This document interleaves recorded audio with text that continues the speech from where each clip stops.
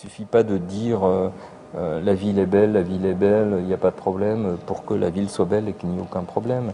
Je pense que l'image, elle se fabrique. Je pense qu'une politique de développement, c'est une vraie politique qui, qui appuie sur les atouts objectifs qui existent dans cette ville et d'abord les forces qui la font avancer. La ville de Calais s'est considérablement transformée. Une piscine patinoire, un stade de foot, le Chanel, l'école de musique, la cité de la dentelle, le centre-ville. Enfin, il y a comme ça des signatures d'une transformation de la ville qui se sont inscrites au fil du temps.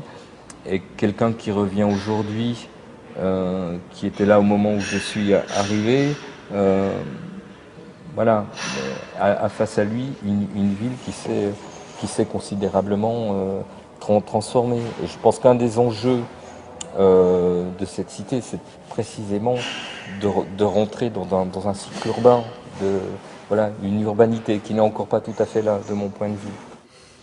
Le 8 janvier 91, c'est ma première venue dans la ville.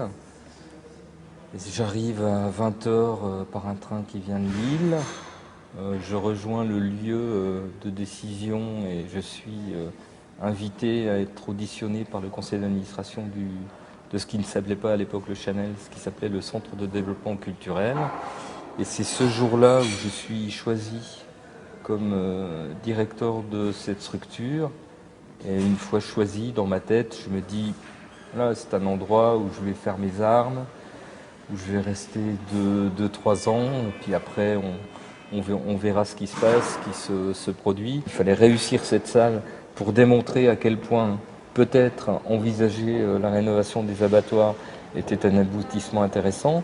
Et quand la décision a été prise de voilà, de concevoir un nouveau lieu pour, à la place des abattoirs et de concevoir un lieu culturel, il fallait avoir à la fois réussir le concept, trouver les gens pour s'en occuper, donc l'équipe d'architectes, travailler avec eux.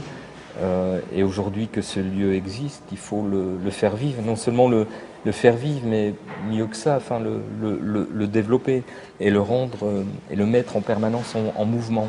Et d'une manière tout à fait intuitive et presque inattendue, la trouvaille d'un mode de relation à la ville, d'une façon de produire des actes artistiques dans la ville qui est en parfaite adéquation avec cette cité, sa population, son atmosphère. Enfin, il y a une alchimie qui se produit à ce moment-là qui est absolument, franchement inattendue.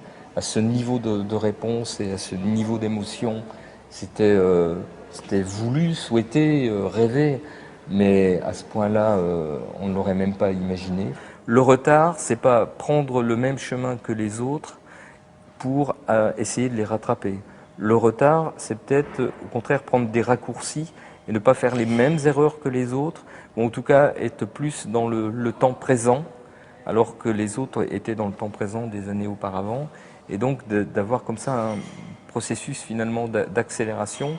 Et aujourd'hui, les villes que moi j'enviais, ce sont les mêmes villes qui viennent nous voir pour nous demander comment on a fait ça et comment eux pourraient imaginer un projet là où ils sont. J'ai pas le sentiment du tout d'être là depuis 18 ans. J'ai le sentiment de débuter. C'est-à-dire que j'ai le sentiment d'être à l'aube de quelque chose. On se trouve pratiquement au centre-ville, enfin en tout cas dans un des centres-villes de cette ville, à la lisière d'un lieu qui s'appelle la Citadelle, Vauban, au milieu là-bas un terrain de foot. On se trouve dans ce qu'on pourrait définir comme un parc, la Citadelle étant entourée par un bras d'eau. Et il est emblématique d'un certain nombre d'espaces qui existent dans cette ville et qui sont totalement ignorés. Enfin, comme si le tracé des parcours des gens était totalement lié finalement aux fonctions sociales. On va au boulot, on va faire les courses, Et puis ces endroits-là, ils sont quand même délaissés. Objectivement, on n'est pas à Venise, on n'est pas à Bruges, on n'est pas à Amsterdam. Enfin voilà, je ne veux pas dire que ce soit extrêmement marquant du point de vue de l'impact esthétique, architectural, et que malgré tout, il y a comme ça des endroits qui ont voilà, une forme de plénitude. La ville, je la regarde aussi à travers les manifestations qu'on organise. Donc c'était jour de fête, maintenant c'est rêve général. Un des enjeux de la manifestation, c'est de révéler la charge poétique des lieux, c'est de révéler les lieux eux-mêmes, leur existence, et de les faire vivre à travers des propositions artistiques. On avait confié ce lieu à un chorégraphe, et il y avait des promenades chorégraphiques. Les gens venaient à pied, et il y avait un parcours en silence, et il y avait voilà, des événements chorégraphiques qui étaient provoqués, qui étaient à la fois des propositions chorégraphiques en tant que telles, mais qui étaient aussi une réflexion sur le paysage. C'est une expérience de vivre une proposition artistique à cette heure-là, de se lever à cette heure-là, de commencer entre chien et loup, de terminer par un petit déjeuner. On montait cet escalier là-haut, on retombait derrière l'horizon, là, et il y avait une table avec des croissants et un café. Enfin, voilà, pour moi, c'était un moment d'une charge poétique incroyable.